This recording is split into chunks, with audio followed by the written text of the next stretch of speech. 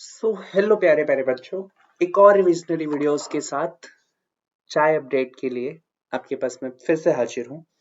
अभी हम बात करेंगे income under head house property, जो हमारी 5 हेड ऑफ इनकम होती है। उसमें से एक हेड होता है income under head house property. Sir, उसकी क्यों बात? तो बच्चे, वहां पर एक कॉन्सेप्ट होता है, दैट इज डीम्ड ऑनरशिप वाला कॉन्सेप्ट। सर, ये डीम्ड ऑनरशिप का क्या रिलेवेंस है और क्या क्या क्या होता है सर? तो बच्चों, अगर आपको याद हो तो हम बात करते हैं इनकम अंडर हाउस प्रॉपर्टी में कि एक घर का टैक्सेशन कैसे होता है, घर से आने वाली रेंटल इनकम का टैक्सेशन कैसे होता है। तो हम ये चीज income under head house property में पढ़ते हैं। लेकिन अब ये टैक्सेशन करने का रिस्पॉन्सिबिलिटी किसका है? तो आप कहोगे कि सर, जो ऑनर है उसका है, उसको इस वैल्यू पे जो भी उसकी income under head house property होगी उसके ऊपर टैक्स भरना है।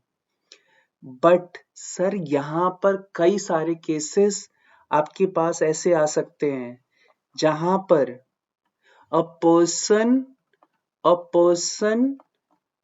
दो नॉट लीगल ऑनर होंगे, though not legal owner but still legal owner of a property,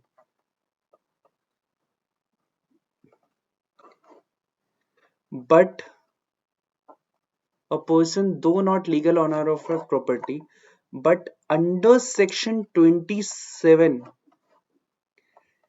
deemed to be owner, deemed to be owner of the property, owner of the property for compliance, for purpose of section 22 से लेकर 26। Sir, section 22 क्या बोलता था? तो बच्चों, अगर आपको याद हो, सेक्शन 22 आपका बोलता था कि चार्जिंग सेक्शन क्या होगा, दैट इज जो रेंटल इनकम है वो income under head house property में जाएगा। इसी तरीके से 23 24 हम देखते थे। 24 में अगर आप याद कर पा रहे हो तो आपको 24 सेक्शन सबसेक्शन ए में स्टैंडर्ड डिडक्शन मिलता है, 24 सबसेक्शन बी में आपको इंटरेस्ट ऑन बोरोइंग कैपिटल मिलता है। आप पूरा जीएवी निकालते हैं, जीएवी में से म्युनिसिपल टैक्सेस माइनस करके एनएवी लाकर आप फिर डिडक्शंस माइनस करते हैं तो आपको income under head house property आता है। उसके अलावा सेक्शन 25 वाली सीरीज में आपको अनरियलाइज रेंट और एरियर ऑफ रेंट्स की बात होती है। इसके बाद हमारे पास सेक्शन 26 आ जाता है और इन सारे पर्पसेस में यहां पर ये सारी कैलकुलेशन करते हुए ऑनर हम किसको माने, भले ही कागजी पेपर में ऑनर कोई और होगा लेकिन हम इनको डीम्ड ऑनर मान लेंगे कि ये लोग डीम्ड ऑनर हैं। सर, ऐसे केसेस अगर बता दो तो जीवन में आनंद आ जाए। मैंने कहा, बच्चे, आपने एक केस सुना होगा जहां पर एक person to whom property leased, sir किराए पे दे दी प्रॉपर्टी जिसको लीज नहीं समझ में आ रहा है मैं उनके लिए टर्म यूज कर रहा हूं। Property leased out for 12 years और मोर।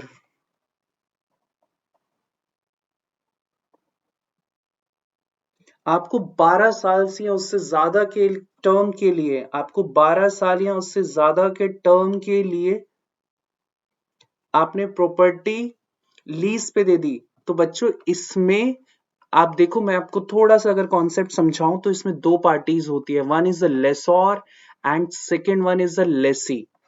तो जो पार्टी अपना प्रॉपर्टी, मान लीजिए ये झोपड़ी है, ये इन्होंने इसको दे दिया, लेसॉर ने अपना प्रॉपर्टी लेसी को दे दिया और लेसी ने इसके बदले, लेसी हर बार कुछ ना कुछ पेमेंट कर रहा है या वन शॉट पेमेंट कर रहा है। से मान लीजिए 1 लाख रुपीज वो पेमेंट कर रहा है।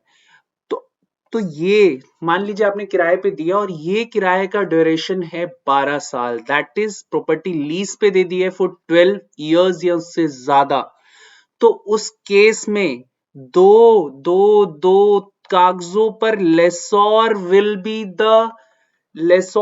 बी द लीगल ऑनर, लेकिन income under head house property calculate करते हुए, पूरा कंप्लायंसेस करते हुए हम ऑनर किसको मान लेंगे, डीम्ड ऑनर किसको मान लेंगे?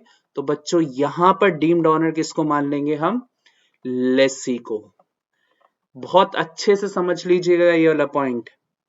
जहां पर प्रॉपर्टी लीज आउट हुई है फॉर 12 इयर्स और मोर, वहां पर डीम्ड ऑनरशिप का कॉन्सेप्ट एप्लीकेबल हो जाएगा। वहां पर लेसोर चाहे कागजों पे लीगल ऑनर रहे, लेकिन हम income under head house property calculate करते हुए लेसी को डीम्ड ऑनर मान लेंगे। बच्चों अब बात करते हैं दूसरे केस की, जहां पर cooperative society, in case of cooperative society, आप कोऑपरेटिव सोसाइटी में आपने कोई प्लॉट ले रखा है, कोऑपरेटिव सोसाइटी में आपका एक फ्लैट है, कोई सोसाइटी है उसमें फ्लैट है, तो उस सोसाइटी, कोऑपरेटिव सोसाइटी के मेंबर या share holder treated as deemed owner, वो शेयर होल्डर को डीम्ड ऑनर मानेंगे। मान लीजिए आपके केस में कोई एजेंसी है जिसने अपना प्लॉट्स बना कर दिया, अब उसने उसको 99 इयर्स की लीज पे दे दिया, तो इस केस में हम मेंबर या शेयर होल्डर को एक्चुअल ऑनर मानेंगे, डीम्ड ऑनर मानेंगे, भले ही वो पूरा प्रॉपर्टी कोऑपरेटिव सोसाइटी के नाम पर हो। तो share holder treated as deemed owner of such property, right. तीसरा बच्चा, एक और प्रॉपर्टी होता है जो आप बंटवारा नहीं कर सकते, जैसे होल्डर ऑफ एन इम्पार्शियबल, आप लीगली परमिटेड ही नहीं, आप तोड़ के बांट ही नहीं सकते, तो वहां से जो भी पैसा आएगा उस केस में भी डीम्ड ओनरशिप वाला कॉन्सेप्ट एप्लीकेबल हो जाएगा। अभी हम, अगर आप फिर भी देखना चाहते हैं तो यहां देख लेते हैं। A member of an impartial state, a property which is not legally divisible. The holder deemed to be an individual owner of all properties comprises in a state. जो होल्डर है impartial state के, जिनके पास भी है deem property का कब्जा, deemed to be the individual owner of all properties comprised within a state, right?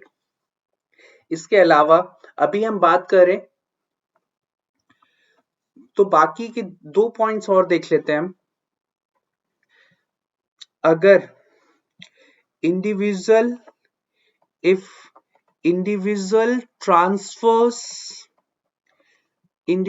Transfer house property to his या her spouse, अगर एक पत्नी जी हैं तो वो अपने पति को एक प्रॉपर्टी ट्रांसफर कर रही है, या हस्बैंड अपनी वाइफ के नाम पे प्रॉपर्टी ट्रांसफर कर रहा है। सर क्यों कर रहा है बच्चे? वो कई बार प्लानिंग होती है, वो विदाउट, बिना कंसिडरेशन के, या 5 लाख की प्रॉपर्टी 50,000 रुपए में दे दी, और फॉर इनएडुकेट कंसिडरेशन, तो उस केस में भी वो जो इंडिविजुअल जिसने प्रॉपर्टी ट्रांसफर करी, then such individual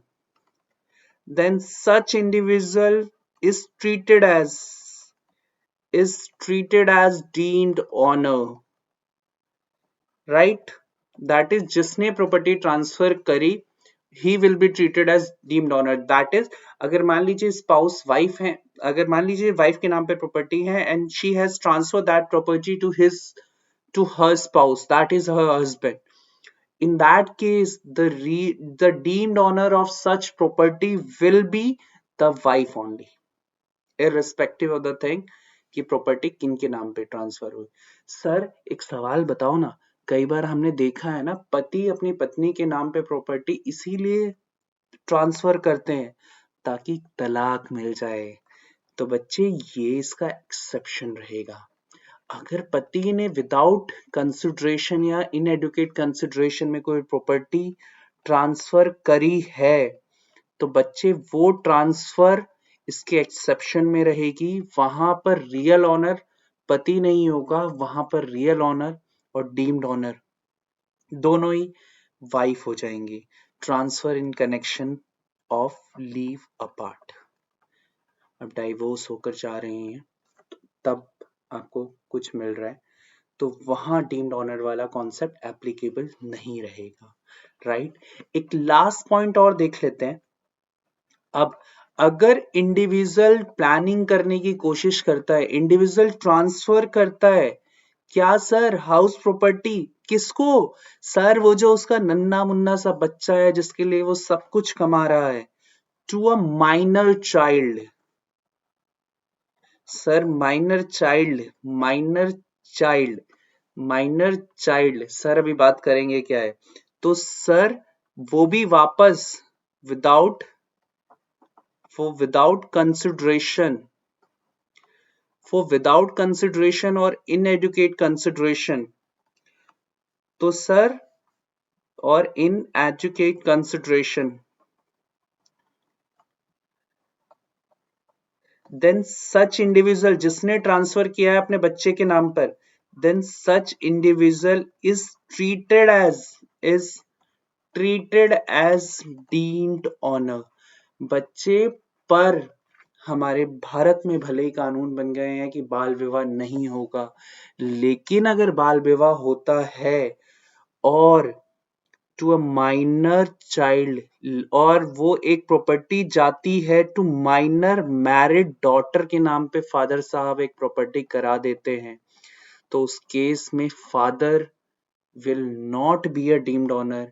that is जो हम जनरल रूल पढ़ रहे हैं कि माइनर चाइल्ड को प्रॉपर्टी ट्रांसफर करी विदाउट कंसिडरेशन और in adequate consideration, then such individual is treated as deemed owner. ये वाला रूल माइनर मैरिड डॉटर वाले केस में एप्लीकेबल नहीं होगा। दैट इज अगर माइनर मैरिड डॉटर को प्रॉपर्टी ट्रांसफर करी गई है, उस केस में real honour as well as deemed owner will be the minor married daughter only, right. ये पॉइंट्स वही पॉइंट्स डिटेलिंग में है, अगर आपको पढ़ना हो पुश कीजिएगा, पॉज कीजिएगा और आराम से ये पॉइंट्स पढ़ लीजिएगा। मैंने इसमें बस एक ये 50% in possession of a property इसकी बात नहीं करी है, आप पढ़ना चाहें आराम से पढ़ लीजिएगा। That's all for this part. Thank you so much, let's keep learning.